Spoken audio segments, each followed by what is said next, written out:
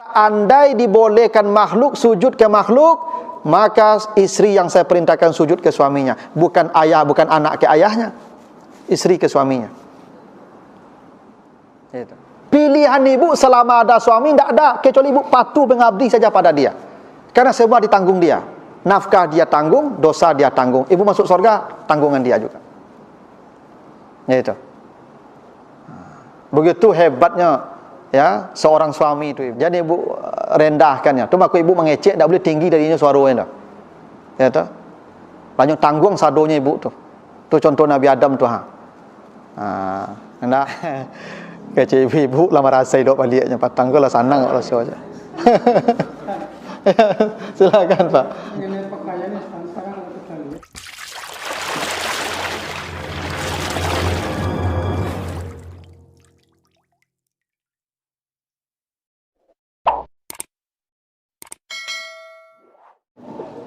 Bapak, ibu-ibu, kaum muslimin, jamaah salat maghrib yang dimuliakan Allah, kembali kita bersyukur kepada Allah atas segala karunia-Nya. Salawat dan salam untuk Nabi kita Muhammad sallallahu alaihi wasallam. Bapak ibu yang saya muliakan, kita lanjutkan kembali bahasan kita tentang kisah Nabi Adam di surat Thaha mulai 115 sampai 123. Nah, baru terakhir kita bahas ayat 119 di mana Allah mengatakan kepada Adam, jangan sampai engkau dan istrimu terusir dari sorga, karena di sorga ini kamu tidak akan lapar. Kalau kamu terusir nanti kamu kelaparan di dunia. Di sorga kamu tidak akan telanjang, pakaian cukup. Nanti kalau engkau terusir ke dunia, engkau akan telanjang cari pakaian. Engkau tidak akan kehausan di sini, tapi di dunia engkau akan kehausan, dan kau tidak akan kepanasan, dan di dunia kau akan kepanasan. Nah itu sampai ayat 119. Sekarang kita lihat ayat 120. A'udzubillahi minasyaitonirrajim. Fawaswasa ilaihi syaitan qala ya Adam hal adulluka ala syajaratil khuldi wa mulkin la yabla. Maka syaitan mewaswaskan kepada Adam. Apa kata syaitan? Wahai Adam, maukah engkau aku tunjukkan pohon kekekalan? Ada satu pohon yang kalau engkau makan buahnya, engkau kekal di dalam sorga dan tidak akan keluar selamanya. Namanya syajaratul khuldi, pohon khuldi. Wa mulkin la yabla, dan kerajaan yang tidak akan pernah punah. Engkau berkuasa, kekuasaan engkau akan ada selamanya bersama engkau. Inilah yang diwaswaskan oleh setan kepada Adam, yang membuat kemudian Adam tergiur, tergoda, dan akhirnya melanggar aturan Allah. Jadi kata Allah, setan itu mewaswas. Ada hal yang menarik Bapak Ibu ya. Kita lihat ayat sebelumnya. Ketika Allah memerintahkan para malaikat sujud, maka semua sujud kecuali iblis. Jadi ada muncul kata iblis. Ya, jadi semuanya disebut malaikat pada awalnya. Tapi ketika ada yang menolak sujud, yang menyombongkan diri, maka makhluk yang tak mau sujud, yang menyombongkan diri disebut kemudian dengan iblis. Tapi ketika berwas-was, artinya membisikkan, maka kata iblis diganti dengan syaitan. Ya? Jadi tidak pernah dikatakan fawaswasa ilaihi iblis, selalu fawaswasa ilaihi syaitan. Maka yang kita kenal waswas syaitan, tidak ada waswas iblis. Ya, yang ada tu waswas syaitan. Kenapa tidak ada waswas iblis? Karena iblis itu tidak beraktivitas menggoda kita. Yang menggoda kita itu syaitan. Karena itu iblis itu di dalam Al-Quran tidak pernah ditemukan bentuk jamaknya. Jadi iblis itu tunggal, mufrad namanya, tidak ada jamaknya. Sementara syaitan ada tunggal, ada jamak. Ada syaitan, ada syayatin. Innal mubazzirina kanu ikhwanas syayatin. Syayatin itu jamak dari syaitan. Ya. Jadi ada jin, ada iblis, ada syaitan. Jadi jin itu rumah besarnya. Semua makhluk yang diciptakan dari nar, dari api, itu namanya jin. Semua. Tapi jin ini ada yang patuh seperti kita, ada yang membangkang juga seperti kita. Yang patuh itu jin, yang membangkang iblis. Makanya aba wastakbara, yang membangkang itu iblis. Nah, iblis ini itu kalau bahasa kitanya GM-nya, dia general manager. Ya, dia tidak bekerja, dia mengatur saja. Dia memanage ya regulasi makhluk jin yang pembangkang.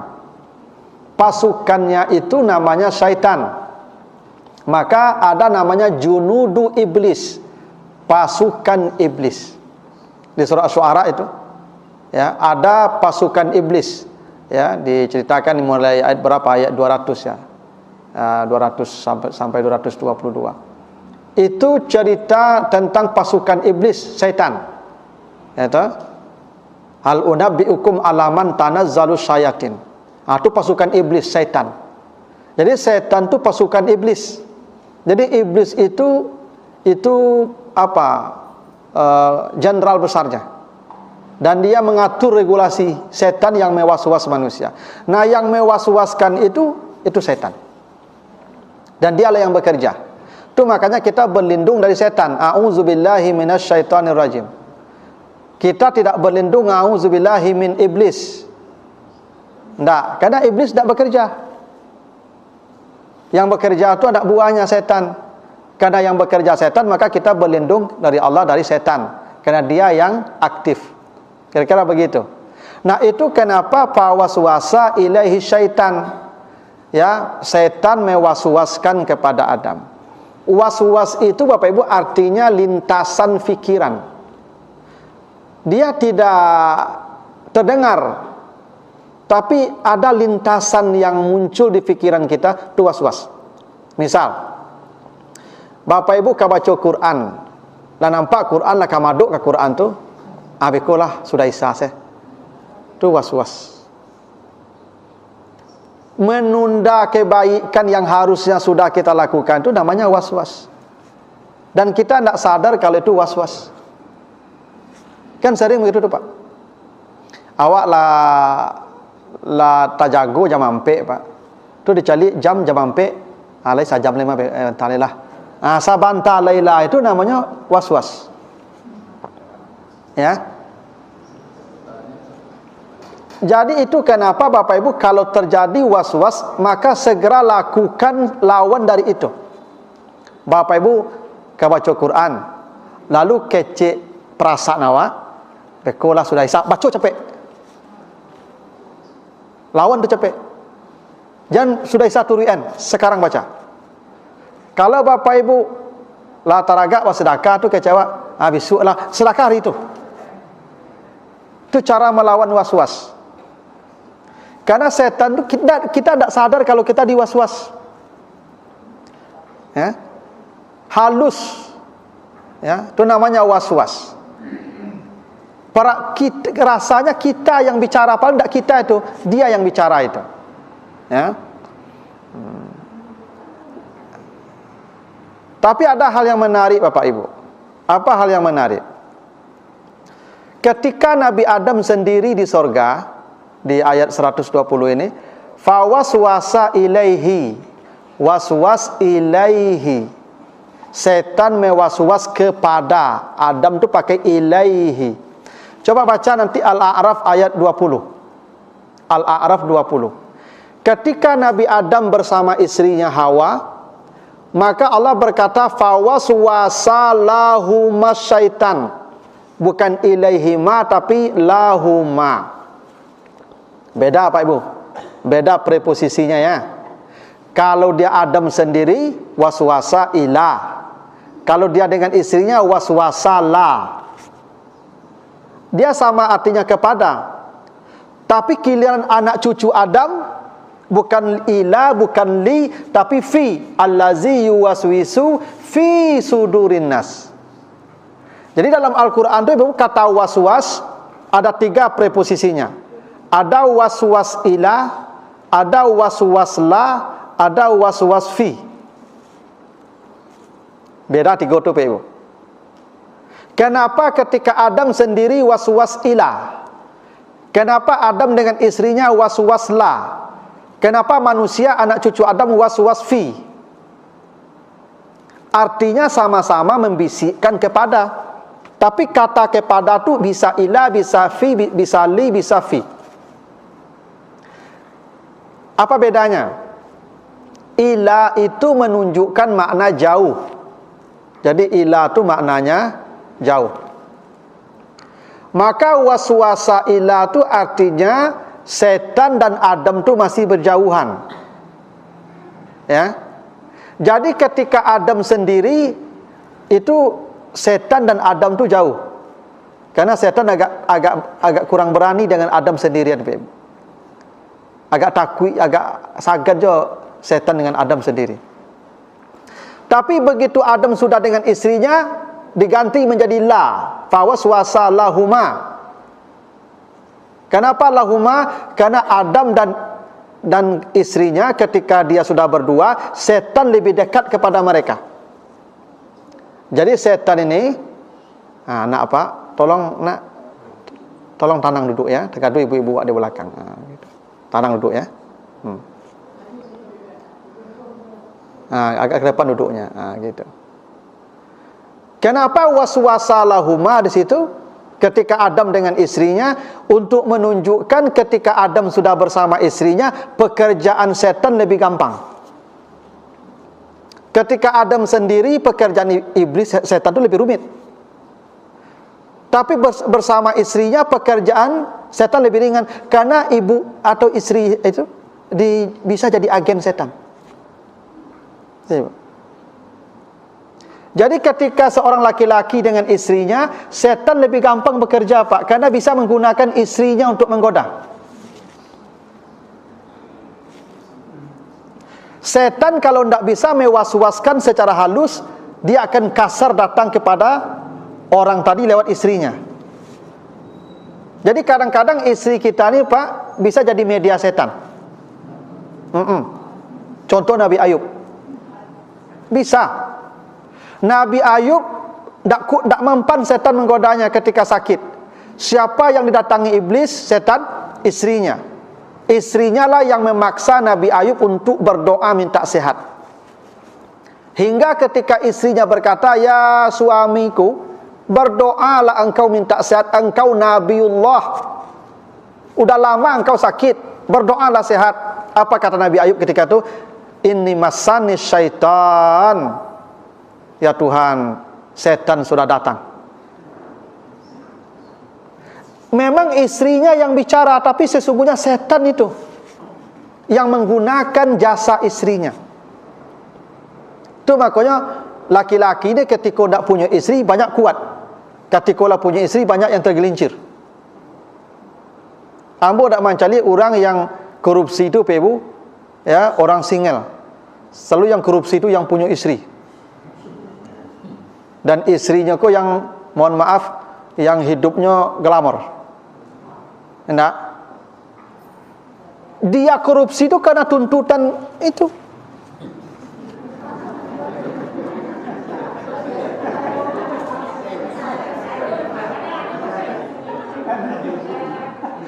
Kalau kami tidak perlu korupsi, karena kebutuhan kami tidak banyak. Mana kebutuhan kami banyak? Makan sedikit, baju sedikit, ya, badak tidak ada.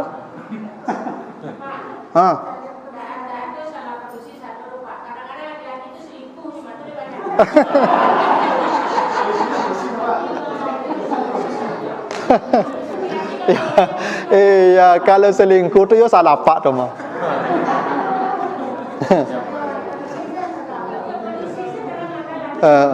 Tapi laki-laki kau makuk selingkuh di ibu-ibu je menggaduh.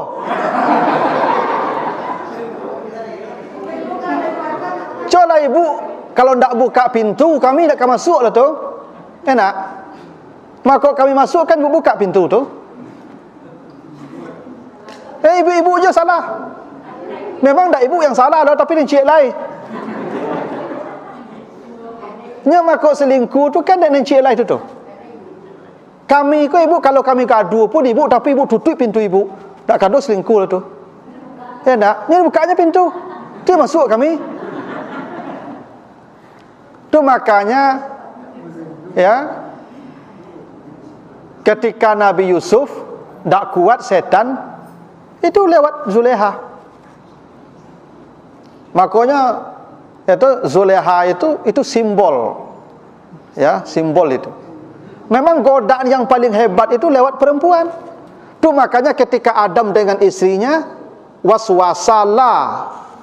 Adam sendiri waswasailah. Perhatikan tu perbedaannya apa.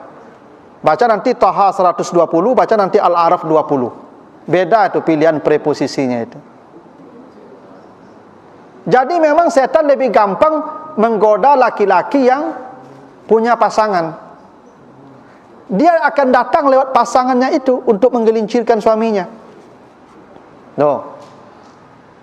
Itu makanya Allah katakan inna min azwajikum wa auladikum aduwwul lakum. Hai laki-laki, ingat, istrimu itu musuhmu. Baca nanti di surat At-Taghabun.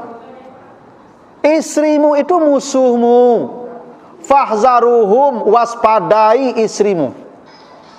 Allah sebut begitu, Pak. Istri kita ini musuh kita. Musuh bukan dalam pengertian harus bermusuhannya, ya enggak, dia yang berpotensi mengantarkan kita ke neraka.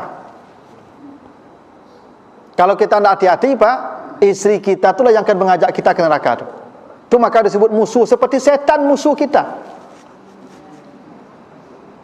Allah sebut begitu di At-Taghabun, begitulah yang diingatkan Allah. Sesungguhnya istrimu itu aduun lakum, musuhmu. Apa lagi? Tapi apa yang salah faham no beko dak lalu jadi ibu kan dan dak karakot kau lai batu. Oh, tanya orang kau ke ya. Ndak betul loh, Pak. Maksudnya istri kita itu dia kalau kita ndak hati-hati, dia yang akan menggelincirkan kita. Karena mohon maaf, kita ni beda fitrah. Ibu fitrahnya memang kandak banyak. Itu fitrah ibu. Tak bisa ibu pungkiri itu. Ibu kau diciptakan dengan kandak banyak. Kau ibu tak bakandaknya le Pak, antuk itulah mungkin ada masalah tu Pak. Kalau istri kau banyak kandak itu asli tu Pak. Wajar, normal. Itulah perempuan yang banyak kandak tu. Atau maka bersahabat awakku kok capek mati itulah tu. Ya, tapi memang itu fitrah. Makanya itu tu musuh. Hati-hati. Dah?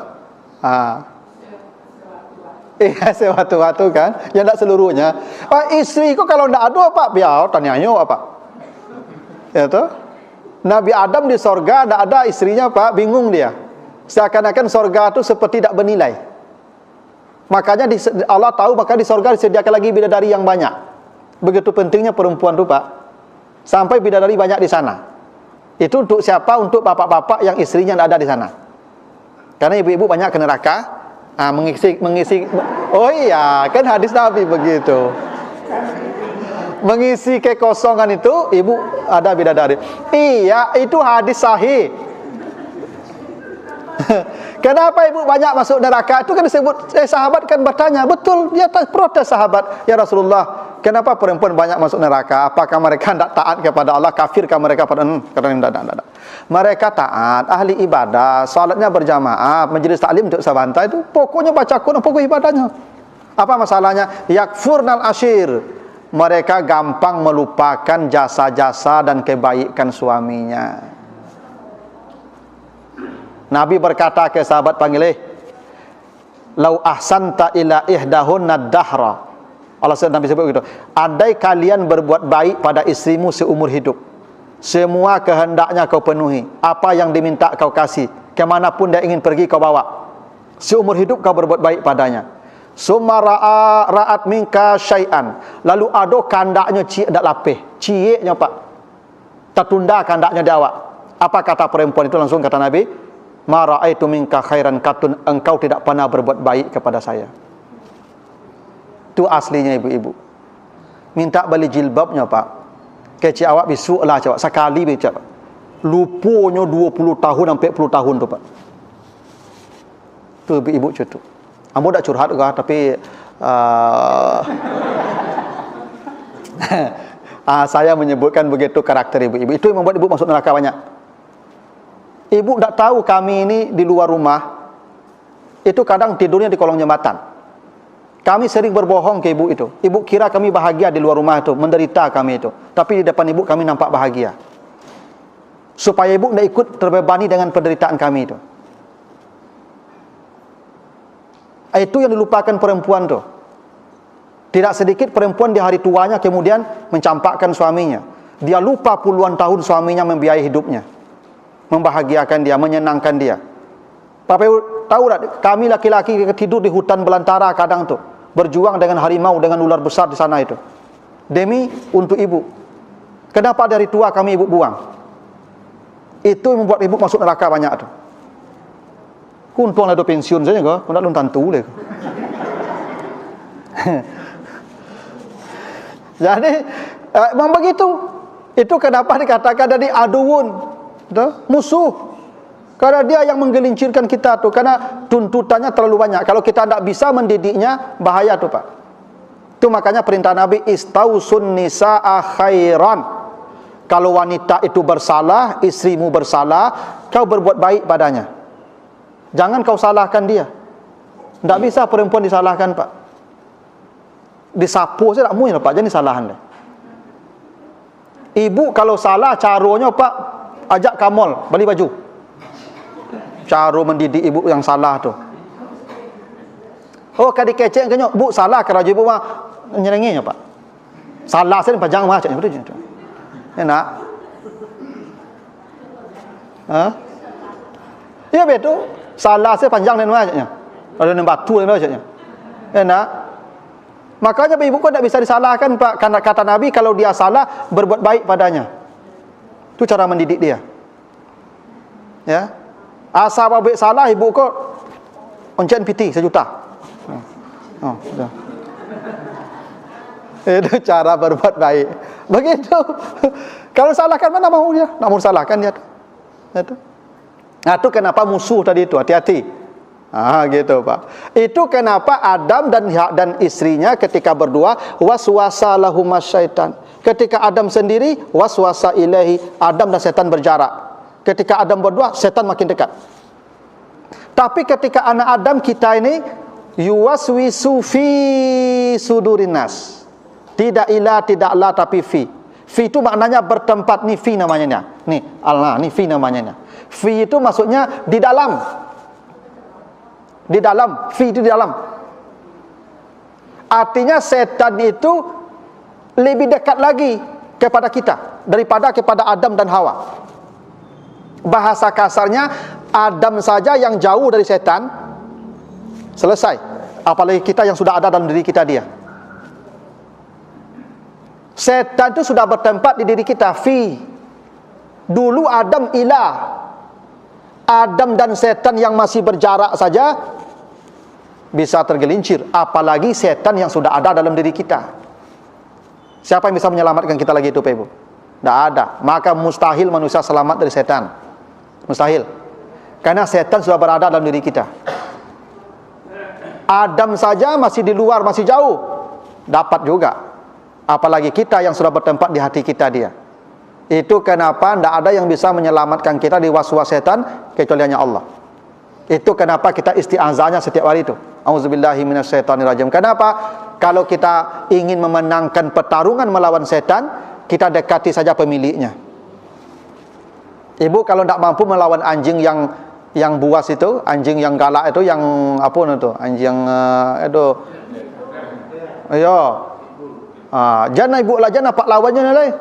Tamu saya pemilik anjing tu lah. Pak kau anjing pak bayu kau ya, takut mah ya. Kabek lah ya. Nyo kabek aman tak tu mah? Ya tak? Begitu pula ya Allah dan nak takluk melawan setan tu. Nyo setan kau milik engkau, kabeknya di kabek Tuhan tu. Aman tak tu? Jadi apa ibu? Itu kenapa waswas ilah. Lalu kata setan tadi, Adam, maukah engkau saya tunjukkan pohon khuldi, pohon kekekalan? Engkau tidak akan mati-mati. Engkau selamanya di sini, tidak akan mati-mati. Jadi memang Bapak Ibu, yang diinginkan manusia ini setan tahu. Apa yang diinginkan manusia? Satu, tidak mati. Manusia ini Bapak Ibu tidak ada yang ingin mati. Setan tahu tu. Maka ditawari pohon keabadian, khuldi namanya. Engkau tidak akan mati. Kalau saya survei Bapak Ibu sekarang nih, saya kasih angket, siapa yang ingin mati malam ini? Tak yakin saya ada jawab tu Pak. Bapak Ibu setua-tua orang tetap ingin hidup juga. Padahal hidupnya sudah susah. Kalau lah tua tu kan susah tu Pak. Saya tak melihat orang tua tu Pak Ibu, makin senang dia makin tua. Makin tua tu dia makin susah. Bapak Ibu makin lama hidup penyakit makin banyak, percayalah kamu. Enak. Kamu tak pernah mencari orang tua kau makin hari makin sehat. Yang ada orang tua kau makin tua makin berpenyakit. Karena memang begitu konsekuensi usia panjang. Dia akan dikembalikan ke usia paling lemah. Tapi tetap juga manusia tak mau mati. Dia tetap ingin hidup juga. Dan setan tahu itu. Maka ditawarilah pohon kekekalan yang tak akan mati-mati. Pohon khuldi namanya. Yang kedua yang diinginkan manusia itu mulkin layablah, kerajaan kekuasaan yang tak pernah hilang. Manusia aku Pak Ibu, kalau punya kekuasaan akan takut hilang kekuasaannya. Itu maka ada yang minta 3 periode bagai. Ada yang minta seumur hidup bagai. Ya tak? Itu karena takut kehilangan kekuasaan tu. Makanya ada namanya post power syndrome. Ya tak? Orang yang kehilangan jabatan kekuasaan tu dia bingung. Karena selama ini dia dihormati. Ya, dia dijemput, diantar. Pintu dibukakan, karpet dibentangkan, tas dibawakan. Semua dirawat, semua difasilitasi. Sekarang hilang. Maka dia stres. Itu maka pejabat-pejabat kalau mulai ke pensiun Pak, stres. Kenapa? Manusia takut kehilangan kekuasaan dan setan tahu itu. Itu kenapa ditawari ke Adam itu 2. Hidup yang abadi secara khuldi namanya. Dan kekuasaan jabatan yang tak pernah hilang. Manusia itu paling takut kehilangan apa yang dimilikinya. Pasti itu. Mulkin itu apa yang dimilikinya tidak hilang. Makanya kita takut itu Pak Ibu, karena takut itu atas sesuatu yang akan hilang. Ibu takut kehilangan anak. Enak? Karena merasa milik kita. Tapi anak kau jawab tadi. Takut kehilangan suami. Ya tak? Takut kehilangan harta. Itu ketakutan-ketakutan terhadap mulkin namanya, kepemilikan. Kalau kau dah ingin kehilangan itu, nih, cobalah yang ini. Itu yang diwaswaskan Pak. Jadi setan itu tahu persis Pak Ibu, apa yang menjadi keinginan kita, dia akan datang mewaswas lewat itu. Bapak Ibu yang ahli ibadah akan diwaswasnya dengan ibadah, tapi hatinya kemudian dilencengkan setan. Itu hebatnya dia tuh Pak. Ya tak? Lalu apa yang terjadi? Fa'akala minhuma, Adam dan Hawa memakan dari pohon abadi itu secara khuldi. Maka tampaklah aurat keduanya. Ini yang dipahami para ulama, bahwa pohon yang dimaksud itu pohon majazi, pohon kiasan, pohon kias, bukan pohon yang kita lihat. Apa indikatornya? Tampaklah aurat mereka. Karena waktu kita menyentuh pohon itu aurat kita terbuka. Maka yang dimaksud pohon di sana itu adalah hubungan suami istri. Makanya aurat mereka terbuka. Gitu. Maka ketika aurat mereka terbuka, watafika yaksifani alaihi ma min warakil jannah. Adam langsung bersama istrinya mencari, mengambil daun-daun sorga untuk menutupi aurat mereka. Bayangkan Pak, di situ tidak ada orang, hanya mereka berdua. Ketika aurat mereka tampak, mereka bergegas menutup auratnya. Mereka hanya suami istri yang ada di situ, untuk menunjukkan hingga kepada pasangan kita pun kita menjaga aurat kita, apalagi pada orang. Kan harusnya Nabi Adam dan Hawa tidak perlu ribut-ribut mencari pakaian, kan cuma mereka berdua di situ. Kan suami istri tidak ada masalah. Di sinilah dipahami oleh sebagian, mohon maaf Bapak Ibu ya, ketika orang berhubungan suami istri itu tetap ada yang ditutupi. Karena Adam ketika dia berdua terbuka auratnya, langsung mereka tutup, padahal hanya mereka berdua di surga, tidak ada orang lain. Begitu pentingnya menutup aurat, hingga kepada pasangan kita pun aurat kita ditutupi, apalagi pada orang lain. Jadi menutup aurat itu fitrah manusia. Coba Bapak Ibu perhatikanlah. Dalam Al-Quran panggilan manusia itu ada ya ayyuhan nas, ya ayyuhallazina amanu, ya bani Adam. Ada 3 panggilan tuh. Ya ayyuhallazina amanu, itu orang beriman sejak Nabi Muhammad sampai hari kiamat. Itu ya ayyuhallazina amanu. Ya ayyuhan nas, semua manusia sejak Nabi Muhammad diutus sampai hari kiamat, semua manusia, mukmin atau kafir. Ya bani Adam, sejak Nabi Adam sampai hari kiamat. Hebatnya, setiap panggilan ya bani Adam, coba perhatikan Al-Quran, ada 5 kali kurang lebih. Setiap panggilan ya bani Adam selalu urusan pakaian. Ya bani Adam khuzu zinatakum inda kulli masjid. Hai anak Adam, pakai pakaianmu yang indah ketika pergi ke masjid. Semua ya bani Adam selalu urusan pakaian. Apa artinya itu? Menutup badan itu adalah fitrah manusia sejak Nabi Adam sampai hari kiamat. Kalau ada manusia yang suka tidak berpakaian, dia bukan anak Adam itu, anak setan itu. Karena anak Adam itu menutup aurat.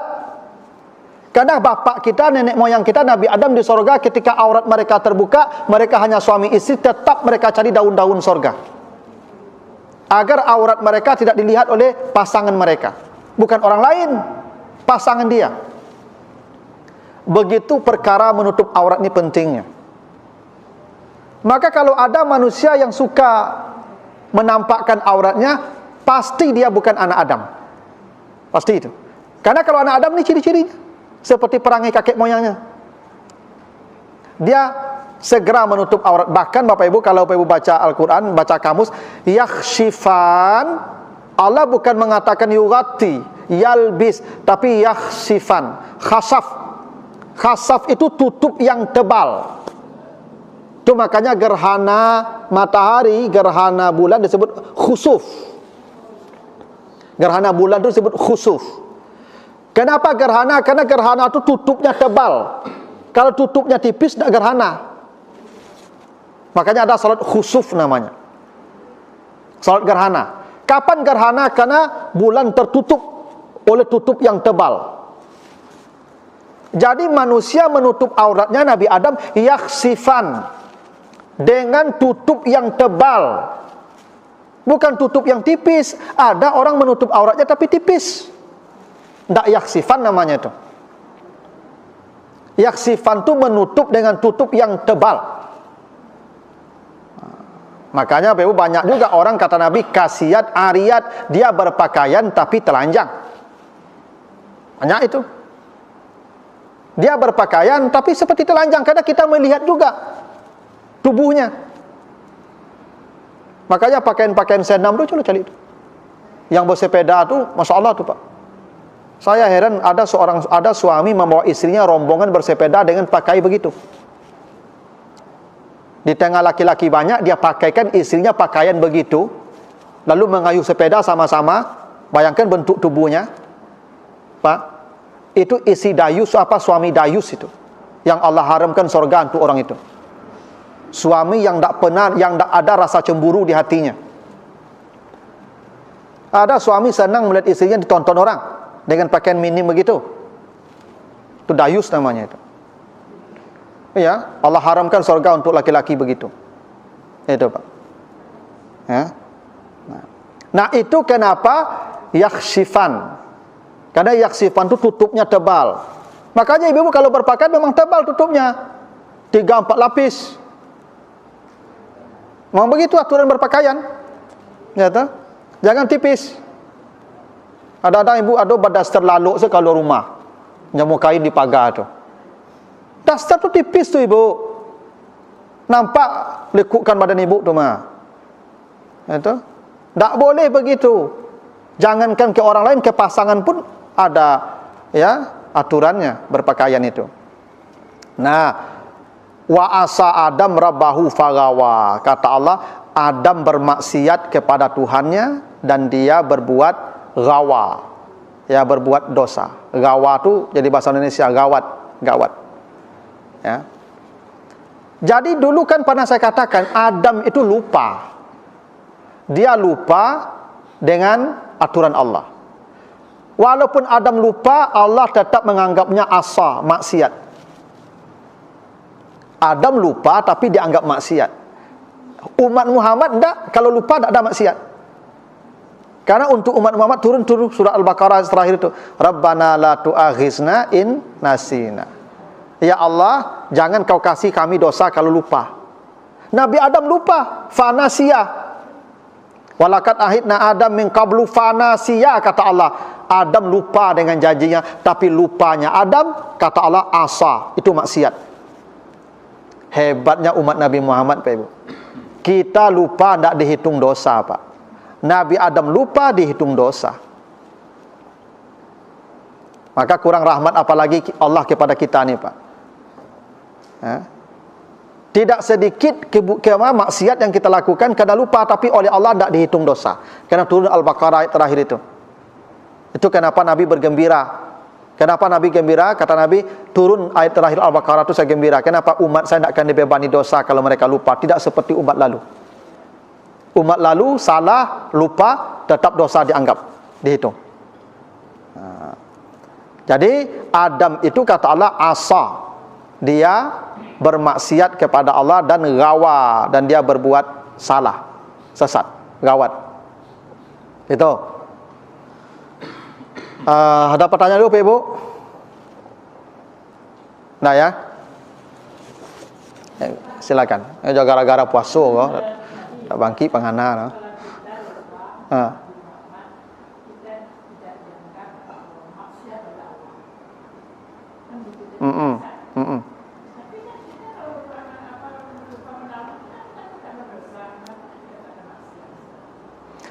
Maksiat itu artinya pembangkangan. Pembangkangan itu harus dengan kesadaran. Orang yang tidak sadar dia membangkang, tidak dianggap pembangkangan. Salah satu yang tidak sadar itu yang lupa. Makanya yang dianggap tidak berdosa itu kalau berbuat salah, satu yang lupa, yang tidur, yang belum balik. Karena semua dianggap tidak dengan kesadaran. Makanya orang gila tidak dibebani dosa. Karena dia dianggap seperti orang lupa, tidak sadar dia. Karena itulah kejahatan atau maksiat baru disebut maksiat kalau dengan kesadaran penuh kita lakukan. Tapi kalau lupa, enggak. Ibu makan puasa, ya kan? Labi 2 piring, tibu anak, enggak puasa mah. Puasa ya. Alhamdulillah, ibu tidak ada masalah. Kalau Nabi Adam, lah batal tuh. Ya Pak. Karena dianggap itu dosa. Harus ganti. Kalau kita enggak. Nah, jadi itu hebatnya kita nih Pak. Kesalahan yang kita lakukan atas dasar ketidaksengajaan tidak dihitung sebagai dosa. Nabi Adam asa. Padahal Allah sudah mengatakan fanasiya. Adam lupa, tapi tetap dihitung maksiat. Itulah rahmat Allah kepada kita. Kita lupa, maksiat yang itu tidak dianggap dosa. Dicatat iya, tapi tidak dianggap dosa. Maka Nabi Adam dihukum, diusir karena dianggap dosa. walaupun atas dasar lupa. Nah, lalu kata Allah, summa jatabahu rabbuhu fataba alaih, maka Allah kemudian menariknya kembali dan menerima taubatnya Adam. Ini yang menarik Bapak Ibu ya, fataba alaih ini. Tadi yang diusir berdua, kan yang diusir Nabi Adam dan istrinya karena bersalah berdua, yang terbuka pakaiannya berdua, ya toh? Yang dikasih hukuman berdua. Tapi ketika bertobat berganti jadi tunggal, alaihi, bukan alaihima. Tadi kalau kita baca ayat sebelumnya, fawaswasa lahuma, lahuma ya. Lalu fabadat lahuma sawatuhuma, ya, fatafika yaksifani alaihima, semuanya ma, alaihima, semuanya alaihima. Tapi giliran bertobat, fataba alaihi, batuka dari hima menjadi hi. Tobat berganti dari 2 ke 1. Kenapa 1 jadi tobat, tidak berdua bertobat? Karena yang dipinta bertobat hanya Nabi Adam saja, walaupun yang bersalah bersama istri, karena dosa istri dipikulkan ke Adam. Inilah buktinya dosa istri ditanggung suami. Nah, itu maka ibu yang tidak patuh, ibu protes ke kami lah. Protes apa lagi ibu? Dosa-dosa ibu itu akan dibebankan ke pundak kami. Nih buktinya nih. Ibu amal ibu sedikit, dan dengan amal sedikit ibu berhak masuk surga. Karena dosa ibu, kalau kami tidak mendidik ibu, kami yang akan memikul dosa ibu. Makanya yang diperintahkan bertobat itu hanya Nabi Adam, fataba alaih, bukan fataba alaihima. Padahal di ayat di atas sebelumnya alaihima, alaihima, alaihima, alaihima. Begitu taubat, alaihi. Itu betapa hebatnya tanggung jawab suami itu ibu. Wajar Nabi berkata, andai dibolehkan makhluk sujud ke makhluk, maka istri yang saya perintahkan sujud ke suaminya. Bukan ayah, bukan anak ke ayahnya, istri ke suaminya. Itu pilihan ibu selama ada suami tidak ada, kecuali ibu patuh mengabdi saja pada dia. Karena semua ditanggung dia. Nafkah dia tanggung, dosa dia tanggung. Ibu masuk surga, tanggungan dia juga. Itu. Begitu hebatnya ya seorang suami itu ibu. Jadi ibu rendahkannya. Cuma aku ibu mengecek, tidak boleh tinggi darinya suaranya. Ya toh. Banyak tanggung sadonya ibu tuh. Itu contoh Nabi Adam tuh. Hendak kecil ibu lama rasa hidup baliknya patang ke lah sanang kalau saja. Silakan Pak. Mengenai pakaiannya sekarang kita lihat di mall-mall itu malah laki-laki ini yang pakaian pendek, sementara istri bikin hot. Karena dia itu Iya, celana pendek itu tidak apa-apa sepanjang auratnya ditutupi. Kan aurat laki-laki pusat dan lutut. Kalau ada orang pakai celana ayam, dia pakai baju boxen saja atau tidak pakai bajunya Pak, pusat je lutut, je tupai kamol le Pak. Baala. Sumayang saya boleh. Cuman kurang akal saja, makanya sumayang itu. Kan pakaian itu bukan hanya soal menutup aurat, ada soal keindahan. Allah turunkan kamu pakaian bukan hanya menutupi aurat, tapi warisan sebagai perhiasan. Ambo bisa anda ibu pakai baju oblong ambo kamari, pakai celana ambo pakai baju oblong, nak pakai peci ambo lah ceramah ambo. Bolehnya Pak. Ambo kan menutup aurat mah, cuman tidak pantas, tak indah. Karena pakaian ambo itu yang indah untuk duduk sekolah.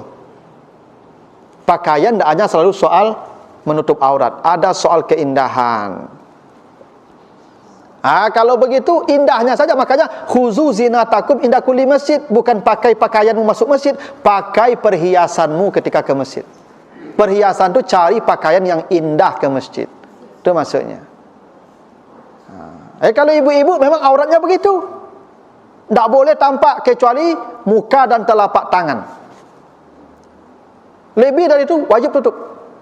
Bahkan yang cantik-cantik, yang masih yang masih fresh itu, yang glowing itu tutup semua. Kecuali ibu-ibu yang sudah tua. Boleh buka. Nanti baca di surat An-Nur ayat 60. Wal qawaid minan nisa allati la yarjuna nikahan fala junaha alaihinna ayadna siyabahunna. Perempuan-perempuan tua yang sudah tidak lagi berharap menikah. Tak niu laki-laki lah maka perempuan yang begitu boleh membuka auratnya selama tidak bertabarut. Jadi ibu-ibu yang sudah 55 60 lah. Tu kalau kau pakai tak pakai jilbab ke pasar usah. Kak salah. Kalau pakai rok mini ustaz cubalah.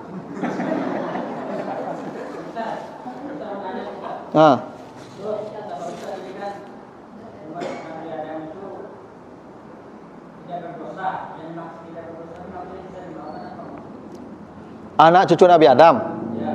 Kita ini kalau berbuat salah karena lupa tidak dibebani dosa. Nabi Adam itu salahnya karena lupa. Nabi Adam. Ada yang sengaja, ada yang lupa. Oh, kalau berulang-ulang sengaja tu. Ada kalanya kita lupa. Ya kayak tadilah bulan puasa apa pulang minum air segala. Itu maksiat itu. Maksiat tu kan Allah larang minum, buat minum tak maksiat nama itu. Tapi lupa kata Allah rezeki. Kalau Nabi Adam dihukum langsung tu. Gitu. Nah, itulah Bapak Ibu ya. Itu alasannya kenapa ya berganti damir dari 2 ke 1 dalam konteks tobat Nabi Adam, untuk menunjukkan bahawa ya isteri Nabi Adam itu tidak dibebani dosa saat yang berdosa itu berdua. Jadi suami saja. Itu makanya ada sahabat dulu ketika melakukan hubungan suami istri di siang Ramadan, kan harus kafarat tuh. Nabi hanya menyuruh suaminya bayar kafarat. Kau merdekakan budak atau puasa 2 bulan atau beri 60 orang miskin. Kalau enggak, kata Nabi ni, bawa korma, bawa kasih istrimu makan. Istrinya tidak ada disuruh bayar kafarat. Walaupun yang melakukan salah berdua, tapi tetap suami bayar kafarat. Istri tidak. Itu aman mana? Pokoknya ibu aman lah. Ya, aman lah. Jadi ibu-ibu. Begitulah. Tapi ibu-ibu jangan lama-lama lah. Bobek dosa kan dapat tanggung mangal. Nak kena fikir lah. Tidak bisa begitu ibu. Ibu tetap jaga diri. Kalau ibu tak dididik suami ibu, baru itu yang berdosanya sanggung suami. Tapi kalau lanyo kecil ibu tanggung surang. Seperti Nabi Nuh kan, istrinya tangka. Ini lanyo kecil. Besok Nabi Nuh berlepas diri. Nabi Lut juga begitu. Dari kecil tangka aja berlepas diri. Kami lebih kecil ibu-ibu mada aja tangka aja. Besok di sidang. Tapi dosanya ditanggung dek suami Tuhan. Kecil suami ibu. Kau tangka tu ada aduh. Ada kecian ada. Gitu. Jadi kalau ibu mulai patuh, kalau bersalah tanggunglah suami ibu. Begitulah ibu bapak ya. Mudah-mudahan ada manfaatnya, lebih kurang mohon maaf. Subhanakallahumma wa bihamdika, asyhadu an la ilaha illa anta, astaghfiruka wa atubu ilaika. Wassalamualaikum warahmatullahi wabarakatuh.